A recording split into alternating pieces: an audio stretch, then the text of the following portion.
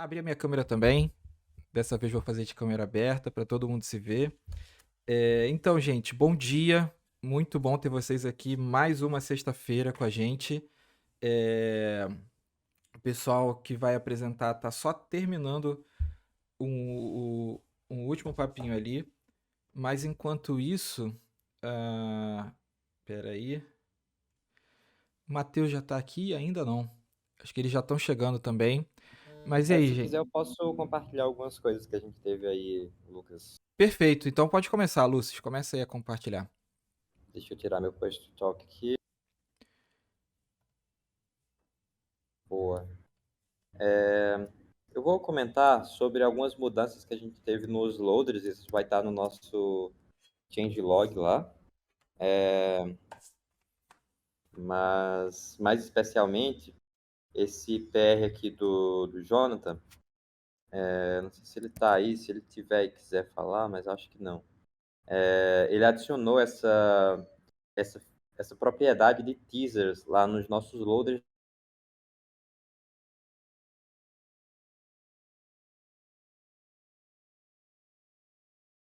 Gente, sou eu ou o Lúcio travou? Travou. Eita, pera aí. Deixa eu ir chamando a galera pra cá. Enquanto o Lúcio destrava, deixa eu ver se o Matheus já tá aqui. Perfeito, Matheus. Você pode apresentar o seu então, Matheus, que você já estava pronto a apresentar? Depois a gente volta com o Lúcio. Você tá mutado. Claro. Agora foi. Apresentar aqui então. Só dividir aqui minha tela. Enquanto isso. Beleza. Será que vai dar. Tá carregando aqui. Ah, não é a do Lúcio que tá carregando. É a do Lúcio, é a do Eu Lúcio. tô sem conseguir pegar a tela. Deixa eu. Ah, deve ser porque o Lúcio. Pera aí. Será que é um por vez aqui no stage? E aí, como o Lúcio está aqui travado, não consegue? Dá uma expulsada nele. Agora. Tchau, Lúcio. Pera aí. Como é que eu removo ele? Pera aí. Disconnect, é isso? Plum. Pronto. Vê se você consegue agora. Pronto. Agora eu não consigo ainda assim. Ué. Ué. É alguma Vou dar um coisa que eu refresh aqui consigo compartilhar pra no você? meu. No seu Discord? Não deveria. Mas deixa eu ver aqui. Tá bom. Gente, enquanto isso, deixa eu ver. O Candeia já tá aqui, né, Candeia? Vou te chamar aqui pro stage. Oi. Você tá pronto aí pra apresentar, Candeia? Enquanto o Matheus tá fechando aqui? Posso ir? O Matheus já voltou aí, quer tentar? Pera aí.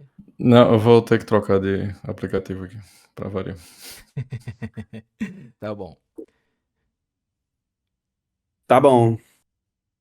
Vai lá, Então eu Candeia. posso começar. Beleza. É,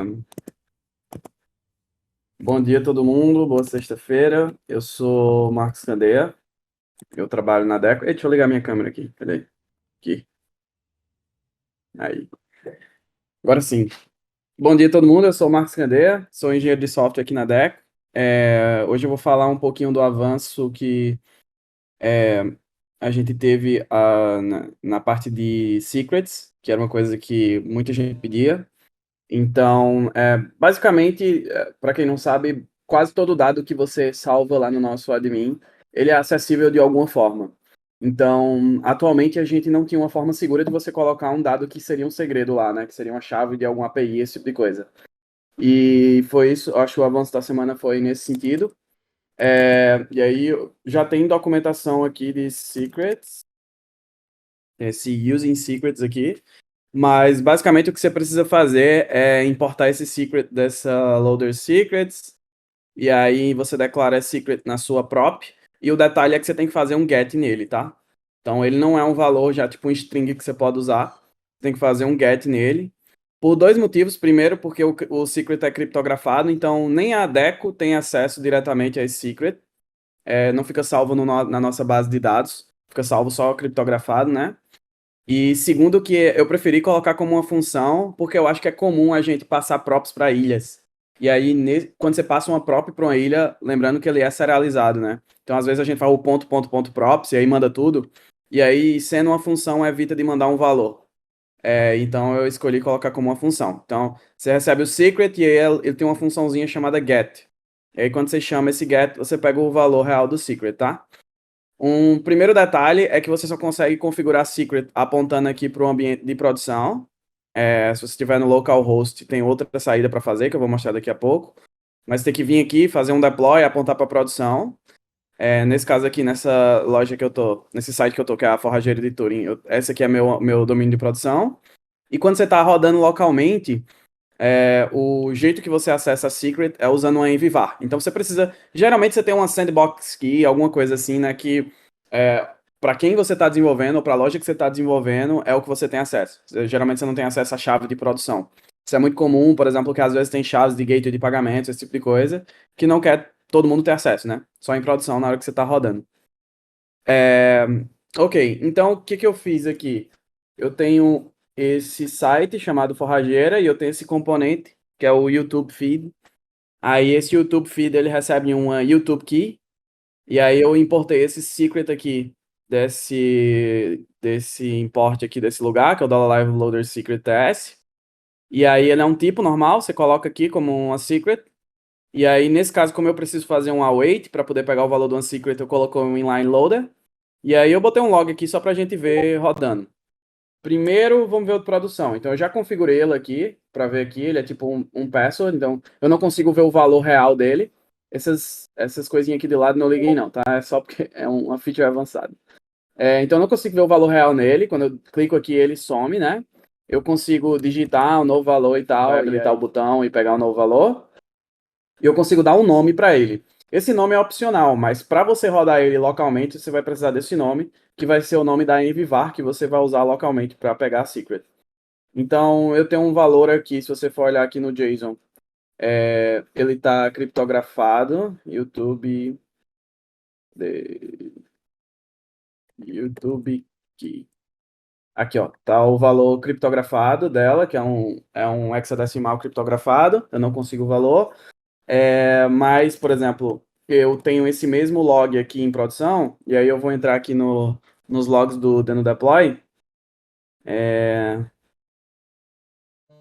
para olhar os logs dessa loja, só para a gente dar uma olhada. E aí dá para ver que eu vou ver o valor real, né, dessa secret. Deixa eu entrar aqui para ver se... aqui já tá. Que é esse aqui, que eu salvei. Esse order YouTube. Esse 1, 2, 3, 4 é na hora que eu digitei lá no preview. Mas é esse order YouTube que tá salvo, né? Mas lá tá aquele hexadecimal aqui que você não consegue ver, tá? Quando você estiver desenvolvendo localmente, por exemplo, aqui eu quero desenvolver essa feature localmente, o que é que eu fiz? Eu vou colocar isso aqui também nos templates, mas você podem copiar. Eu estou usando o .env, para quem não conhece, você pode criar um arquivinho .env aqui na área do seu projeto, e aí escrever um chave-valor aqui, né? Nesse caso aqui eu estou usando o MyKey, e escrevi um valor qualquer, YouTube Secret Key, e no DevTS eu importei isso aqui, que é o cara que carrega o .env. Então aqui eu estou usando o environment var. Dá para fazer de outras formas, eu poderia passar isso aqui, até explica lá na documentação aqui. Você pode fazer um envvar igual alguma coisa e dar o deno task start, também funciona igual. Mas como comodidade eu prefiro o .env. Lembrar de adicionar no seu git ignore para você não enviar uma chave para o GitHub. Tá? Mas aí quando eu acessar o localhost aqui, ele vai printar aqui o YouTube Secret Key, que é esse carinha aqui que eu escolhi. Acho que é isso. Perfeito. Se tem uma coisa que a gente tem certeza toda sexta-feira é que o Candeia vai apresentar e que a gente vai ver o Forrageira no o site aparecendo aqui pra gente. Muito bom. Matheus, você já tá pronto já? Será que dessa vez vai conseguir? Não, eu tô sem alguma permissão aqui, Ué, Lucas, que eu não consigo sharear a minha screen. será que é alguma coisa que a gente consegue, outra pessoa consegue compartilhar por você? Pode ser. Então, enquanto você tá preparando isso com outra pessoa, eu vou chamar o Jimenez pra fazer uma dobradinha aqui, pode ser? Pode ser. Perfeito. Jimenez, take it away.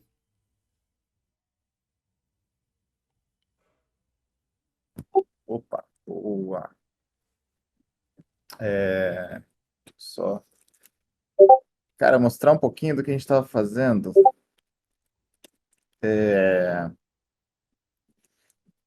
Na parte de PWA.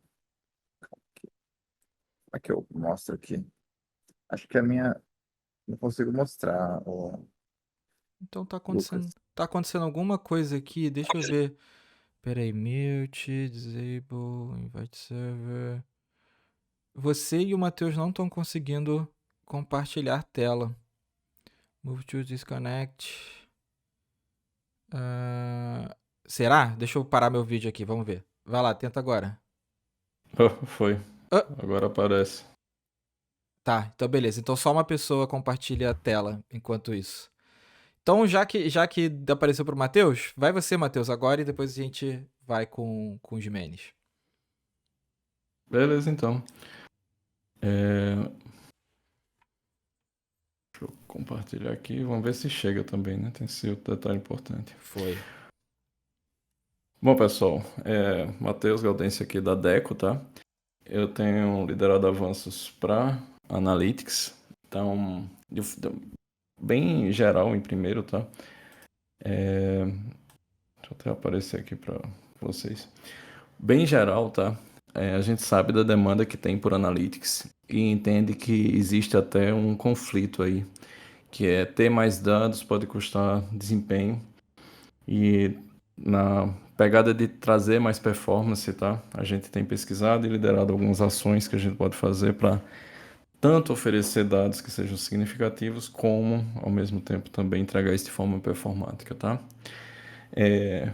Eu não estou fazendo aqui gráficos bonitinhos, tá? Essa parte vai ser uma tarefa futura de um contribuidor externo, mas que a gente pretende deixar isso aqui também bonito e configurável, tá? Então essa é a visão do futuro que a gente está tendo.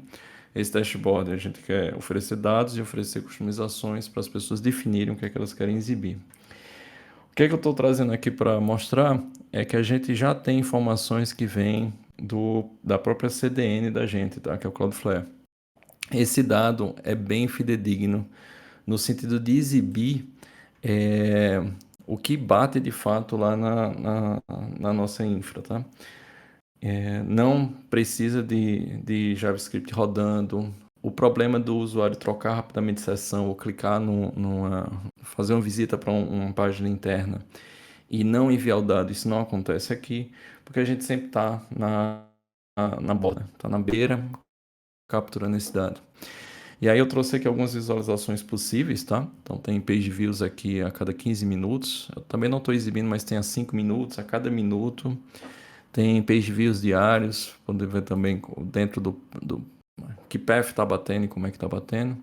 E os page views aqui por 30 dias. Eu tenho essa visão de page views e também tenho de requests também, tá? Possivelmente a gente deve lançar uma primeira versão para ficar inteirando, ter conhecimento de qual é o tipo de dado que o pessoal quer. Mas é o primeiro avanço que a gente faz nesse sentido, tá? Outra coisa legal é que a gente se alavanca da mesma infraestrutura da Cloudflare para também começar a enriquecer o que a gente faz de analytics, tá? Uma das possibilidades que a gente está criando é Real-Time Views, ou Real-Time Analytics, onde eu posso, por exemplo, deixa eu ver se eu tenho aqui aberto, pronto. Eu tenho aqui um site que eu criei, o realtime.deck.site, tá? Baseado na interface do Starling, onde eu tenho aqui, deixa eu dar um refresh, a possibilidade de querer informações real-time desse site, tá? Enquanto ele carrega, sei lá por que ele não está demorando. Pronto. Então, ó, uma das possibilidades que eu estou construindo essa ideia de real-time primeiro, real-time é uma coisa custosa, tá? No sentido de que você vai ter que estar constantemente interligado, né? Ligado com o usuário que está acessando. Mas uma das possibilidades que eu estou construindo, e aí isso vai exigir discussão, inclusive feedback é bem-vindo, tá? É você colocar em páginas que você quer monitorar o seu real-time, ou todo site, se assim você quiser, tá? Um bloco de analytics real-time, onde você tem uma frequência de pooling. Quanto tempo você pergunta se o usuário está vivo ou não, tá? Isso daqui é mais pelo modelo que eu estou adotando agora, mas é uma coisa que pode ser discutida até do ponto de vista de engenharia. E na medida que você faz acesso, você vai poder consultar aqui real time como é que tá, como é que os usuários estão acessando o teu site, tá? Tudo isso é alavancado aqui pelo Cloudflare, Cloudflare Work Analytics Engine, que é algo bem novo que a Cloudflare está trazendo e a gente está trazendo aqui para vocês. Tem um delayzinho, tá? Eu acho que o real time ele bate 6 segundos para bater na Cloudflare. E depois que você bota na Cloudflare, mais uns 6 segundos para processar. Mas já começa a ficar legal a brincadeira, tá? Do ponto de vista de Analytics, o que a gente está fazendo também para capturar dados? Eu estou atualmente seguindo a estratégia de enriquecer os componentes de CEO para que eles gerem requisições para a gente monitorar o page view da maneira eficiente, tá? Hoje a gente espera fazer esse carregamento via Paritown, mandando uma requisição JSON completa, uma requisição hash completa, tá?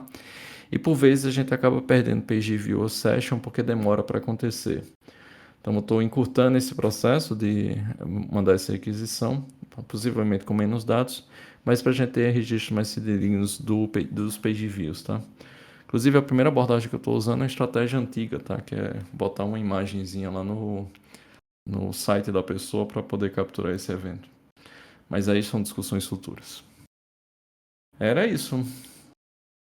Perguntas, feedbacks. Eu vou abrir também outro deck feedback, tá? Eu estou ainda processando aquele de IA, mas muito bem-vindo às contribuições que a comunidade tem dado e feedback. Oh, muito bom. Eu adorei que a Ana botou aqui uma figurinha. Merece um 100 de page speed aqui. Nota 100. Muito bom, muito bom. Vou fechar aqui minha câmera. Perfeito, valeu, Matheus. Obrigadão. Jimenez, agora é contigo a dobradinha aí de demo. Vou fechar minha câmera aqui para você conseguir compartilhar a tela. Boa. Deixa eu pôr aqui. E screen, agora foi, hein? Muito bom. Bom, pronto. Boa. A primeira coisa que eu queria mostrar para vocês, galera, é uma melhoria que a gente tinha feito aqui nos famosos modais. O que a gente usava antigamente? Antigamente a gente estava usando um cara chamado Dialog, uma tagzinha chamada Dialog na Fashion. Só que aí o problema é que essa tag Dialog, né, Dialog HTML, se vocês procurarem aqui, é uma tag nova do HTML, da especificação do HTML, e basicamente ela foi feita para você, para o HTML dar um suporte nativo para modais e drawers e esse tipo de coisa. Só que o problema que esse cara tem aqui é que, se você ver o suporte dele, ele começa no suporte do tipo do iOS, né, para iPhones que foram lançados em 2022.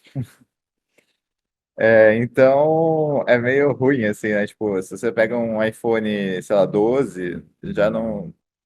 Ou um iPhone 10, assim, que são relativamente novos, já não funciona. E aí, tipo, uma das. Como a gente usa o Dialog para, por exemplo, mostrar o minicart e tudo mais, em iPhones mais. Em iPhones, sei lá, de 3 4 anos aí, o carrinho não ia aparecer, por exemplo. E aí, o que a gente estava fazendo até então era usar um polyfill, né? A gente usava o polyfill para aparecer nesses browsers. Só que a gente teve bastante problema com esses polyfills e tal. E aí, o que a gente fez foi voltar um pouquinho para base aqui e a gente pegou aqui no Daisy UI e o Daisy UI ele tem um cara aqui legal que é tipo que é um cara chamado Drawer, que ele mostra um pouquinho para gente como é que você faz essa drawer aqui, né, basicamente, que é tipo isso aqui. E aí ele tem alguns jeitos de você fazer essa drawer, né? Ele tem, tipo, o jeito que é com dialog, e ele tem um jeito que é um pouquinho mais antigo, que é com input checkbox. Então, se você vem aqui e abrir essa classe modal, acho que eles mostram aqui, ó, isso, bem legal. Eles falam assim, cara, você pode usar o dialog, mas não é muito, muito exportado. ou você pode usar um input type checkbox e um label, que faz o modal funcionar sem você precisar de JavaScript nenhum. E como a gente tem nessa ideia de funcionar sempre sem JavaScript, isso é muito legal para a gente. Então, se você abre aqui, né, você tem, tipo, por exemplo, como é que funciona o seu HTML, que é, tipo, basicamente você faz um input type checkbox, você dá um ID para ele e você põe um label. E aí, quando você põe um label com esse for aqui, direcionado para esse ID, quando você clica no label, ele muda o tipo do input, né? Tipo, para falar se ele está checked ou não checked. E aí, mudando de checked e não checked, eles têm um seletor aqui de CSS que faz essa partezinha dentro aqui aparecer ou não. E aí você consegue fazer, tipo, essa iteração aqui, até, tipo, fazer essa iteração que você clica fora, né? Quando você clica fora, ele fecha o modal sem precisar de JavaScript nenhum, o que é muito legal. Aí eu fiz esse refactor aqui na Fashion, trocando, né, de dialog para input checkbox, para a gente não precisar mais ter aqueles polyfills de dialog e tal, e funcionar com browsers um pouquinho mais antigos. Então, acho que essa é a primeira coisa que eu queria mostrar para vocês, que foi bem legal de fazer. E se vocês quiserem também portar, é bem legal. Tipo, só ver aqui no Daisy UI, eles têm bastante exemplos, né, de como é que você faz tudo isso, como você faz o markup para conseguir esse behavior, né? Então, isso é a primeira coisa legal. Aí, a segunda que eu queria mostrar para vocês foi um PR que saiu essa semana para adicionar similares, né? Então, a gente tem algumas lojas, tipo, que é o caso da Aviator, por exemplo, que nessa loja a gente tem, deixa eu pegar, acho que é Polos aqui. A gente tem alguns produtos que, por exemplo, esse produto aqui é um produto que tem, tipo, essas variações de tamanho, né? PMG e tal, que são SKUs. Só que o problema é que, tipo, essas cores aqui, na verdade, não são SKUs desse produto, são outros produtos chamados de produtos similares. Tanto é que se você clica aqui, né, e vai, tipo, de um para outro, você vê que a URL aqui muda, né, que vai para um outro produto mesmo. O que é diferente de só clicar, tipo, para P, ou M, ou G, né, tipo, que a URL nem muda, porque é o mesmo produto. E aí o problema é que, tipo, os nossos loaders, eles não traziam esses produtos aqui similares na query, né? Então sempre alguém tinha que ir lá e fazer alguma mudança nos loaders, né? Ou importar o nosso loader, adicionar essa funcionalidade. Aí o que a gente fez essa semana foi que a gente adicionou em todos os loaders de VTEX, né? De product page, product list e tudo mais, esses produtos similares. E aí agora ele já vem no loader. O problema é que é um request a mais, né, para VTEX, para pegar esses produtos similares, pode deixar o site um pouquinho lento. Aí o que a gente fez foi que esse dado é um opt-in, né? Então como é que você faz para você ter esse dado? Você vem aqui no seu loader aqui, por exemplo, esse product list aqui, e aí você tem agora todos os loaders de VTEX têm esse togglezinho aqui que tipo chama similares. E quando você clica nele, ele traz os produtos similares numa chave aqui chamada isSimilar_to, que a gente usou, né, do schema.org, a parte de produtos, um carinha chamado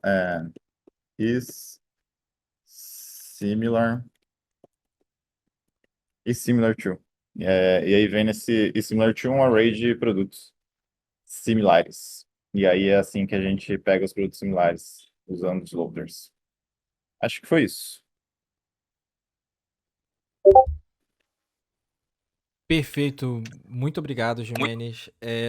Lucis, você tá aí agora com a gente? Quer apresentar o changelog agora sem a internet cair?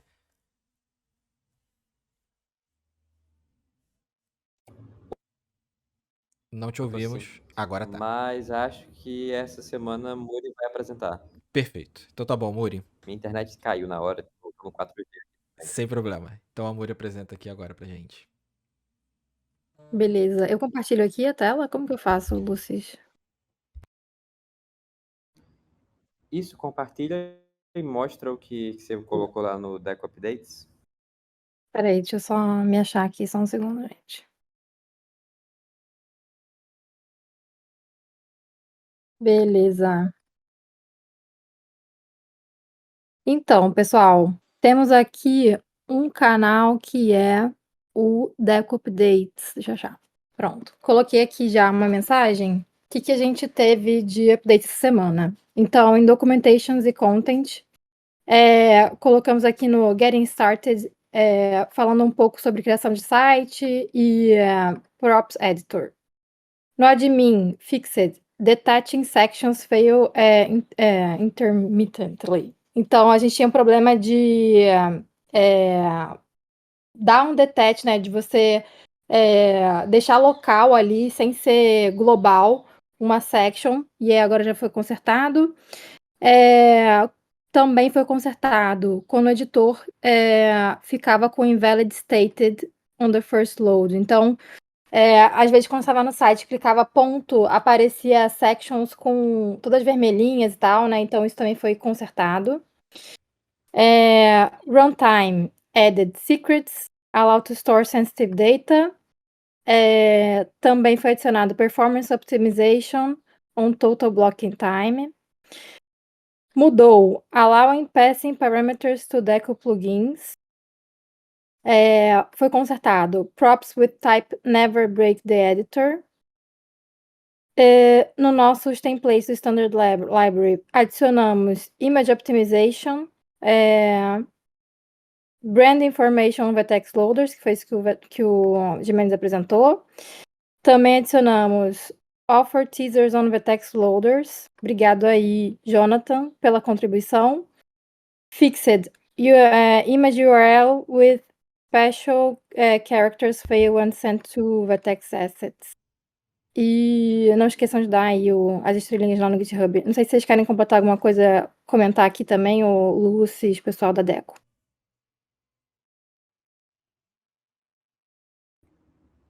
É isso aí. Beleza. Como que eu faço para terminar aqui? É só parar de compartilhar. Pronto. Perfeito. É isso. Valeu, gente. Valeu, Muri. Obrigado por compartilhar aqui com a gente. E de última hora, nos 45 do segundo tempo, recebi aqui no meu ponto eletrônico o Gustavo. Ele quer mostrar uma parada que ele fez essa semana aqui pra gente. Quem acompanha o canal I Made This, que eu sempre falo que é o canal de spoiler do Community Call, já sabe o que ele vai falar, mas vou deixar o Gustavo apresentar aqui o que ele fez essa semana. E aí, pessoal, estão me ouvindo bem? Sim. Perfeito. Vou compartilhar aqui a tela. Eu queria falar rapidinho, um papo um pouquinho mais conscientizador. Tem bastante dev aqui no Community Call, bastante dev que está trabalhando em projeto. A gente entregou aí o site da bit.com.br. Foi um site que teve um redesign e tal. Vocês conseguem ver o design anterior em secure.bit.com.br, tá? E a gente teve uma evolução muito boa nesse site. Era um site que batia 40, 30 de performance. Acessibilidade, best práticas e SEO também eram números bem baixos no PageSpeed Insights. Então a gente conseguiu dar um boost gigante nesse site.